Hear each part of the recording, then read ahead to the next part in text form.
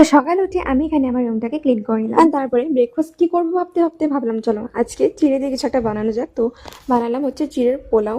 তো চলো বানাই, সিম্পলি ঘরে যা যা ছিল ওগুলো দিয়ে আর কি বানাচ্ছি। অ্যান্ড গাইস, কারা কারা আমার মতন যখন আমি ঘরে কিছু একটা বানাই আমার এমন লাগে যে আমি আমার মার থেকে অনেক ভালো টেস্টি করে বানিয়েছি, মতলব ভাবতে পারো।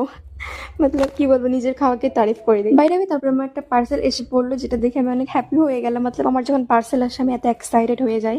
তো এই যে আসলে অনেক ভালো এসেছে কিন্তু 3 পিস সেট, যেটা কিনা অর্ডার দিয়েছিলাম। তোমার যদি লিঙ্ক চাই কমেন্ট করো। অ্যান্ড গাইস, এস সাইজ দিয়েছিলাম তাও আমাকে সেলাতে হবে সাইডে, মতলব ভাবতে পারছো তোমরা, বলবো না থাক। তো এখানে আর কি রেডি হচ্ছে, কম্পিউটার ক্লাস আছে, ভাতটা খেয়ে নিলাম আমি।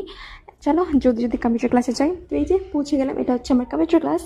এন্ড করে নিলাম, তারপরে ঘরে এসে পড়তে বসতে হবে। তো এখানে এবার ভাবছি চলো আজকে একটু পাস্তা বানাই। তো জলদি জলদি করে সিম্পল করে বানালাম এন্ড তারপরে খেয়ে নিলাম।